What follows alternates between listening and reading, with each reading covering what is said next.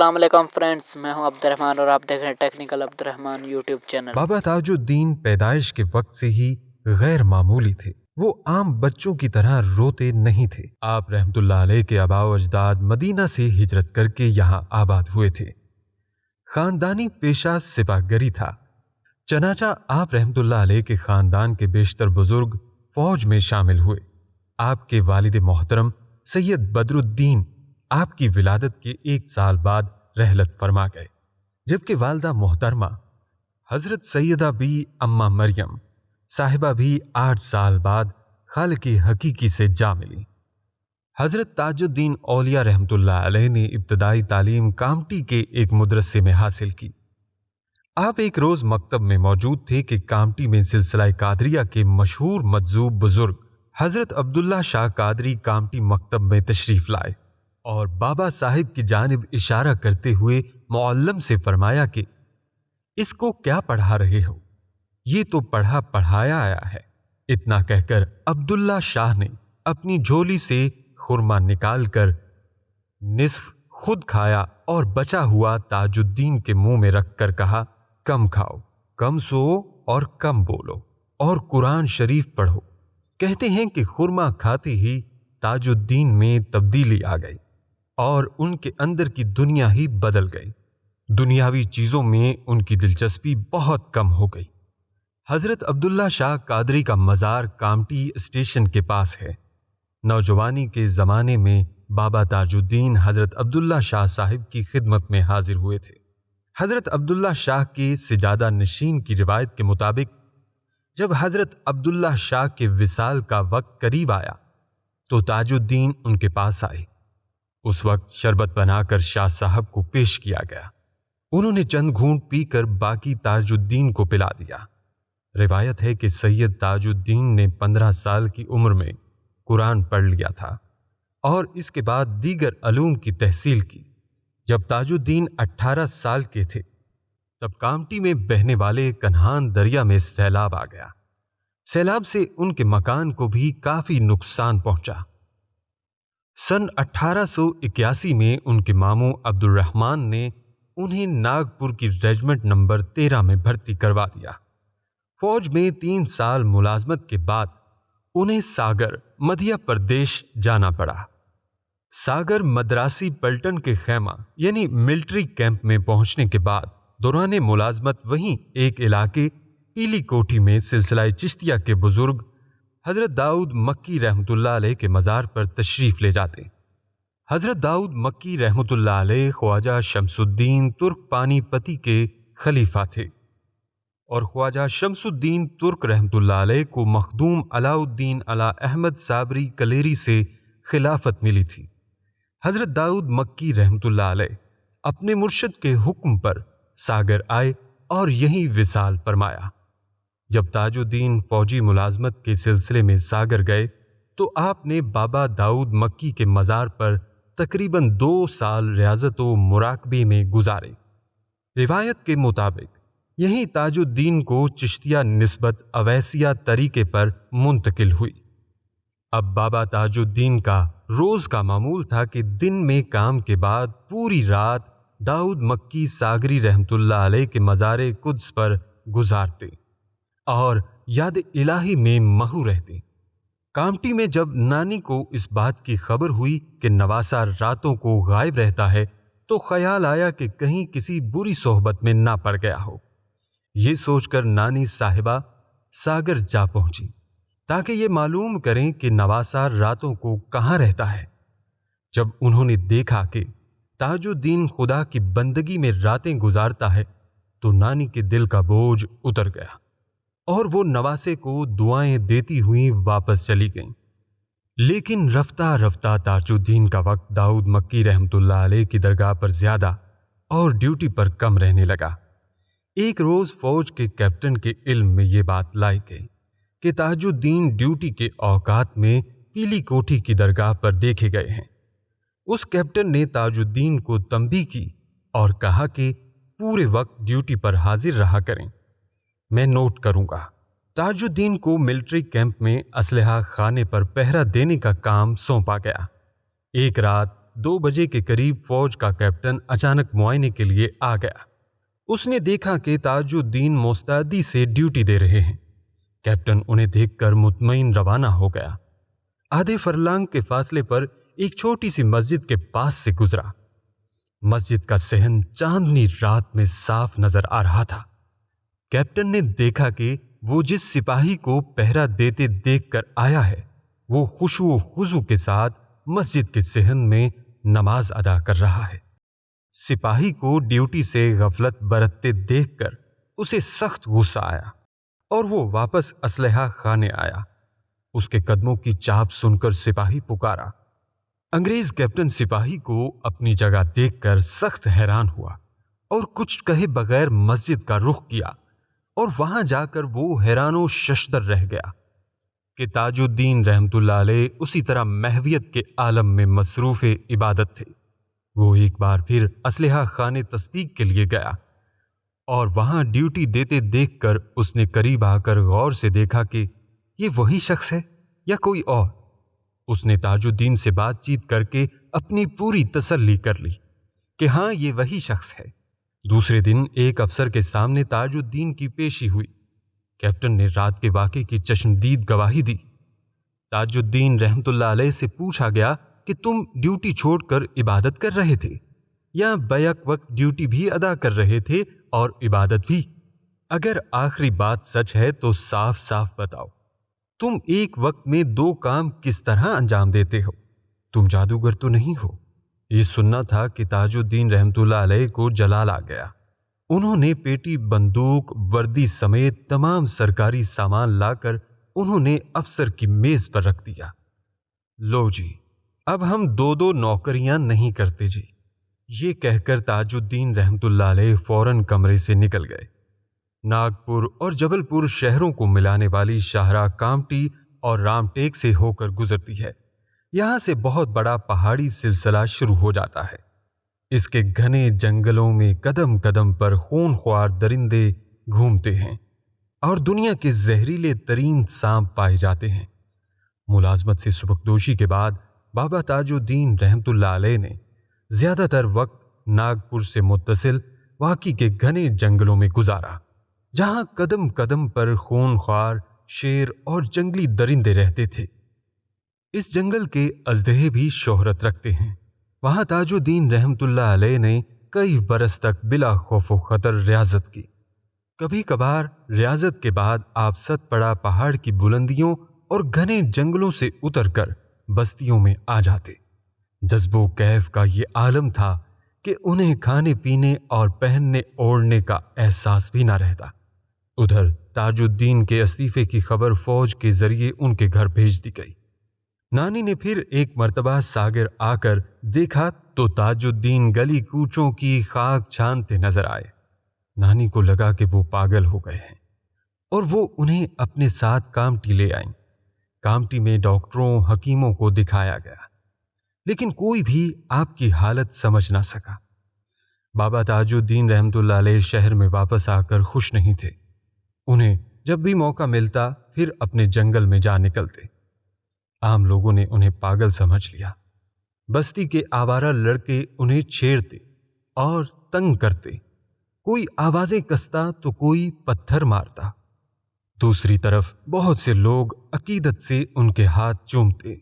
लेकिन ताजुद्दीन बाबा रहमतुल्लाह अलैह फना की उन मंजिलों पर थे जहां पत्थरों की मार और फूलों की बारिश में कोई फर्क महसूस नहीं होता है। बस्ती में आपका दिल नहीं लगता तो आप जंगलात में निकल जाते और कभी वापस कामटी पहुंच जाते। कुछ अरसे बाद आपकी करामात का चर्चा हुआ तो लोग दूर दूर से आपके पास अपना दर्द लेकर आने लगे। बाबा साहिब की दुआओं से लोगों के काम होने लगे तो साइलीन और अकीदतमंदों का हजूम रहने लगा। ऐसे में कुछ लोगों ने नाजायज फायदा उठाने की सोची तो बाबा साहिब ने ऐलान कर दिया कि अब हम पागल झोंपड़ी जाएं। हालात कुछ ऐसे बने कि 26 अगस्त 1892 को कामटी के कंटोनमेंट और जिला मजिस्ट्रेट ने उन्हें पागल खाने भेज दिया। पागल खाना का सुपरिटेंडेंट डॉक्टर मारुति राव था। उसकी 5 लड़कियां थीं لڑکا کوئی نہیں تھا۔ اولاد نرینہ کی اسے بہت تمنا تھی۔ ڈاکٹر نے بابا صاحب کی پاگل خانے میں موجودگی کا اپنی بیوی سے ذکر کیا۔ اس کی بیوی کے دل میں خیال آیا کہ میں چل کر حضور بابا صاحب رحمۃ اللہ علیہ سے عرض کروں۔ اس نے ایک دن اپنے خاوند سے کہا کہ مجھے بابا صاحب رحمۃ اللہ علیہ کے پاس لے جاؤ۔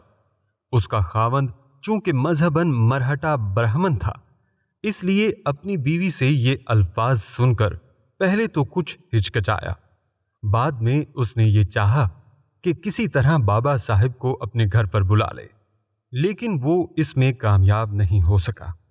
آخر ایک دن اس کی بیوی اپنی 5 لڑکیوں کے ساتھ بابا صاحب کی خدمت میں پہنچ گئی اور عرض کیا کہ بابا صاحب، میرے کوئی لڑکا نہیں ہے، میرے لیے دعا کریں۔ بابا صاحب رحمۃ اللہ علیہ نے اس کی طرف دیکھا اور فرمایا کہ ڈاکٹروں کی دوائیاں تو بہت کھاتے جی، پر لڑکا نہیں ہوتا۔ یہ سن کر وہ بیچاری رونے لگی اور پھر عرض کیا کہ بابا صاحب رحمۃ اللہ علیہ، لوگوں کی مرادیں پوری ہو رہی ہیں، میرے لیے بھی مہربانی فرمائی جائے۔ آپ نے یہ سن کر پوچھا لڑکیاں کتنی ہیں؟ تو اس نے جواب دیا کہ لڑکیاں تو 5 ہیں۔ بابا صاحب نے فرمایا اگر لڑکیاں 5 ہیں تو لڑکے بھی 5 ہو جائیں گے۔ یہ خوشخبری سن کر ڈاکٹر کی بیوی واپس گھر آ گئی۔ خدا کی شان کہ 1 سال بعد اس کے ہاں لڑکا پیدا ہوا۔ ڈاکٹر ماروتی راؤ کی بیوی نے غسل کے بعد لڑکے کو حضور بابا صاحب رحمۃ اللہ علیہ کے قدموں میں رکھ دیا۔ بابا صاحب رحمۃ اللہ علیہ نے ایک نظر دیکھا اور تبسم کے ساتھ فرمایا کہ ابھی تو 4 اور آنے ہیں جی، لے جانا، یہ خوش رہے گا۔ پاگل خانے میں بند کیے جانے کے بعد بھی اکثر بابا تاج الدین شہر کی سڑکوں اور گلیوں میں گھومتے نظر آئے اور ان سے کئی کرامات کا ظہور ہوا۔ اسی دوران ناگپور کے مرہٹا راجا مہاراجا گھو راؤ جی بھونسلے پٹیل کے بیٹے ونائک راؤ کی بیوی زچگی کے مرحلے میں نازک صورتحال سے دوچار تھیں۔ بڑے بڑے ڈاکٹر، وید، حکیم موجود تھے، مگر کسی قسم کا کوئی افاقہ نہیں ہو رہا تھا۔ ڈاکٹروں کا خیال تھا کہ حاملہ کے رحم میں بچہ مر چکا تھا، اب زچہ کی جان بچانے کے لیے آپریشن کی ضرورت ہوگی۔ جسم میں زہر پھیل گیا تو پھر اس کے زندہ رہنے کی کوئی امید نہیں۔ مہاراجا ڈاکٹروں کو آپریشن کی اجازت نہیں دے رہا تھا اور ادھر بہو کی طبیعت بگڑتی جا رہی تھی۔ اسی دوران مہاراجا کے ایک ڈرائیور نے، جو بابا صاحب کا بے حد متقد تھا، مہاراجا سے کہا کہ میں ایک مسلمان ولی کو جانتا ہوں، آپ ان کے پاس چلیے اور دعا کی درخواست کیجیے، شاید کوئی سبب بن جائے۔ مہاراجا نے ڈرائیور کی بات سنتے ہی کہا کہ ہاں چلو، جلد سے جلد ہمیں ان کے پاس لے چلو، اور اسی طرح ننگے پیر گاڑی میں بیٹھ گیا۔ راجا صاحب کی موٹر پاگل خانے کے صدر دروازے پر جا کر رکی تو لوگ راجا صاحب کے استقبال کو دوڑے، لیکن وہ سب کو نظر انداز کرتے ہوئے تیزی سے اندر داخل ہو گئے۔ اندر پہنچتے ہی انہوں نے بابا صاحب کے قدموں میں خود کو گرا لیا۔ ان کا چہرہ آنسوؤں سے بھیگا ہوا تھا اور صدمے کی وجہ سے ان کی زبان گنگ تھی۔ بابا نے سر اٹھا کر انہیں دیکھا اور بولے، ادھر کیا کرتے جی؟ ادھر جانا، لڑکا پیدا ہوا ہے تو خوشیاں منانا۔ ڈرائیور نے یہ سنتے ہی کہا کہ مہاراجا جلد واپس چلیے، کام ہو گیا۔ مہاراجا جب محل میں پہنچا تو خادموں نے دروازے پر ہی مہاراجا کو مبارکباد دی اور خوشخبری سنائی کہ آپ کی بہو کو بیٹا ہوا ہے اور زچہ و بچہ دونوں خیریت سے ہیں۔ مہاراجا کا اعتقاد بابا صاحب پر اس قدر پختہ ہوا کہ اس نے اسی وقت چیف کمشنر ناگپور بینجامن رابرٹس کے پاس نقد زر ضمانت جمع کرائی اور بابا صاحب رحمۃ اللہ علیہ سے عرض کی کہ آپ میرے ساتھ چلیے۔ آپ رحمۃ اللہ علیہ نے اس کی درخواست قبول کر لی۔ 21 ستمبر 1908 کو ناگپور کے مہاراجا راکھو جی راؤ بھونسلے بابا صاحب رحمۃ اللہ علیہ کو بڑی دھوم دھام سے ہاتھی پر سوار کرا کے شکردرہ میں اپنے شاہی محل لے آیا، جہاں تمام اہل خانہ نے بابا صاحب رحمۃ اللہ علیہ کا استقبال کیا۔ مہاراجا نے محل کے ایک حصے میں بنی لال کوٹھی آپ کے لیے مخصوص کر دی۔ راجا خود صبح شام ان کے ہاں حاضری دیتے تھے۔ لال کوٹھی میں بھی ہر وقت عام لوگوں کا ہجوم لگا رہتا اور مہاراجا کی جانب سے ان عقیدت مندوں کے لیے دونوں وقت چائے اور کھانے کا اہتمام ہوتا۔ ایک مرتبہ بیگم راجا آف بھوپال آپ رحمت اللہ علیہ کی خدمت میں حاضر ہوئیں اور وہ اپنے ساتھ انواع و اقسام کے کھانے لائیں اور بابا صاحب سے عرض کیا اس میں سے کچھ تناول فرمائیں۔ بابا صاحب رحمت اللہ علیہ نے چند لقمے لیے۔ اسی دوران بیگم صاحبہ نے دل میں سوچا کہ اتنے اچھے کھانے یہاں کون پکا کر بابا صاحب رحمت اللہ علیہ کو کھلاتا ہوگا۔ آپ نے فوراً ہی فرمایا یہ کھانا ہمارے کام کا نہیں، ہمیں ایسا کھانا کون کھلا سکتا ہے، اور یہ کہہ کر زمین سے پتھر اٹھا کر ویسے ہی کھانے لگے جیسے کھانا تناول فرما رہے ہوں۔ بیگم صاحبہ بہت ہی شرمندہ ہوئیں۔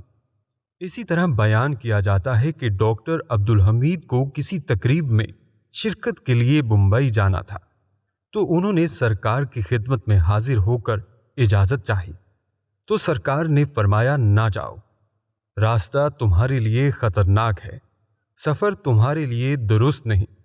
جب انہوں نے بہت اصرار کیا تو فرمایا اچھا رک جاؤ۔ آپ نے ایک پتا توڑا درخت سے اور اس پر کچھ آیات پڑھ کر دم کیا اور کہا لے جاؤ۔ ڈاکٹر صاحب پتا لے کر سفر پر روانہ ہو گئے۔